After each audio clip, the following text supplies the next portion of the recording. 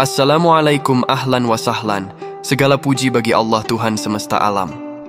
Atas karunia-Nya sehingga saya membuat video. Salah satu kisah yang cukup masyhur di kalangan umat muslim. Tentang kisah Nabi Idris yang menetap di surga. Bahkan di beberapa riwayat bahwa beliau masih hidup sampai saat ini. Belum meninggal, Nabi Idris tinggal dan menetap di surga. Saya akan menceritakan kisahnya yang dinukil dari kitab Durratun Nasihin. Bismillahirrahmanirrahim. Ada yang mengatakan tentang sebab diangkatnya Nabi Idris ke surga ialah bahwasanya setiap hari dan malam amalan beliau diangkat sebanyak amalan seluruh penduduk bumi, sehingga malaikat maut, Israel, merasa rindu kepadanya dan meminta kepada Allah Ta'ala agar memberinya izin untuk berkunjung kepadanya. Maka Allah pun mengizinkannya. Datanglah malaikat maut kepada Nabi Idris dalam rupa seorang manusia dan mengucapkan salam kepadanya lalu duduk di sisinya. Dikala itu Nabi Idris tengah berpuasa untuk sepanjang tahun. Apabila waktu berbuka telah dekat, maka seorang malaikat datang kepadanya membawa makanan dari surga yang lalu dimakan oleh Nabi Idris. "Makanlah Anda juga," kata Nabi Idris kepada malaikat maut. Namun dia tidak mau makan. Setelah selesai makan, bangkitlah Nabi Idris. Lalu sibuk beribadah, sementara malaikat maut itu tetap duduk di sisinya hingga terbit fajar dan terbit matahari. Namun orang itu, malaikat maut, masih duduk juga di sisinya. Maka terheran-heranlah Nabi Idris, lalu bertanya, "Wahai Fulan, maukah kamu berjalan bersamaku agar kamu bisa terhibur?" "Iya," jawab malaikat maut. Maka keduanya pergi berjalan hingga sampai ke sebidang sawah milik orang yang tidak diketahui. Maka tanya malaikat maut, "Apakah Tuhan mengizinkan saya mengambil dari sawah ini beberapa bulir tanaman untuk kita makan?" "Subhanallah," jawab Nabi Idris, "kamu tidak sudi memakan makanan yang halal kemarin, malah hari ini ingin memakan yang haram."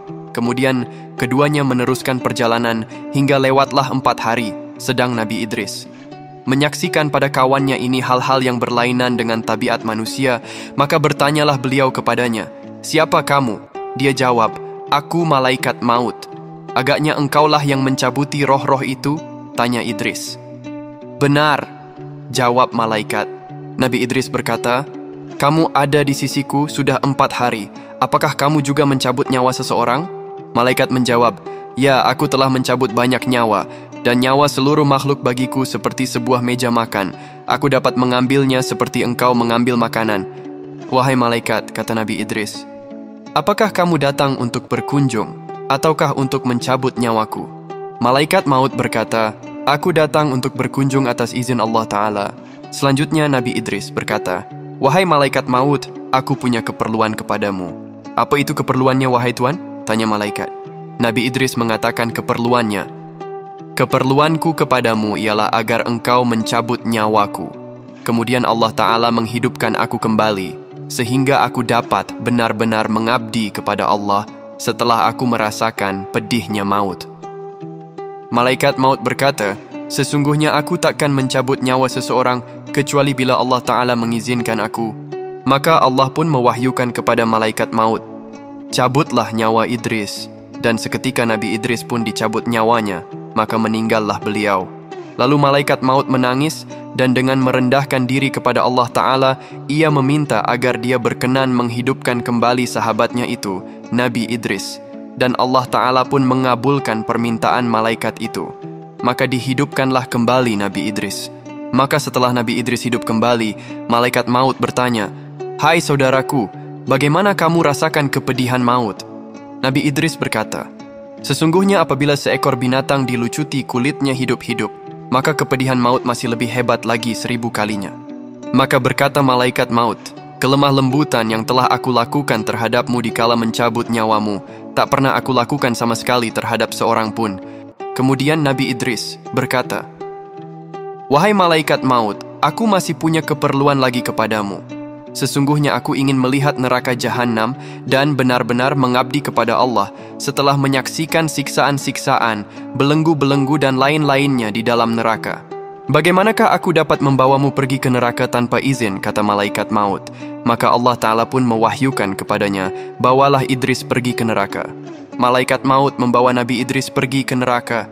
Di sana ia melihat semua yang telah diciptakan Allah bagi musuh-musuhnya yaitu rantai-rantai, belenggu-belenggu, dan alat-alat penyiksa lainnya, seperti ular, ketonggeng, api, pelangkin, zakum, dan air panas. Sesudah itu, mereka pun kembali. Tetapi Nabi Idris berkata, "Aku punya keperluan lain. Aku ingin engkau membawa aku pergi ke surga, sehingga aku dapat melihat isinya yang telah Allah Ta'ala ciptakan bagi hamba-hambanya, dan supaya aku bertambah taat. Bagaimanakah aku dapat membawamu pergi ke surga tanpa izin Allah Ta'ala?" Kata malaikat maut. Maka Allah mewahyukan kepadanya, "Bawalah dia pergi ke surga." Keduanya pun pergi, lalu berhenti di pintu surga. Dari sana, Nabi Idris menyaksikan isi surga yang berupa kenikmatan, kerajaan besar, pemberian Allah yang agung, pohon-pohon, buah-buahan, dan tanam-tanaman buah lainnya. Maka, berkatalah Nabi Idris, "Hai saudaraku, aku telah merasakan pedihnya maut dan menyaksikan kengerian-kengerian dan hal-hal yang mengejutkan di neraka. Maka sudikah engkau memohon kepada Allah agar mengizinkan aku memasuki surga dan meminum airnya, supaya hilang dariku kepedihan maut dan kejutan-kejutan neraka?" Kemudian malaikat maut meminta izin kepada Allah, dan Allah pun mengizinkannya dengan syarat masuk kemudian keluar lagi. Maka masuklah Nabi Idris ke surga, lalu dia taruh kedua sandalnya di bawah sebatang pohon di antara pohon-pohon di sana, lalu keluar. Nabi Idris berkata, "Hai malaikat maut, sandalku tertinggal dalam surga, kembalikanlah aku ke sana." Dan dia pun kembali lagi dan masuk surga, tapi tak mau keluar lagi dari sana. Ia malaikat maut berkata, "Hai Idris, keluarlah dari surga." "Aku tidak mau keluar." Nabi Idris berkata menyangkal, karena Allah Ta'ala berfirman, "Tiap-tiap yang berjiwa akan merasakan mati, sedang aku telah merasakannya." Dan Allah Ta'ala berfirman, "Dan mereka sekali-kali takkan dikeluarkan dari surga." "Jadi siapakah yang akan mengeluarkan aku dari surga?" kata Nabi Idris. Maka Allah Ta'ala mewahyukan kepada malaikat maut, "Biarkan dia, karena aku sesungguhnya telah memutuskan di zaman azali bahwa dia tergolong penghuni surga." Subhanallah.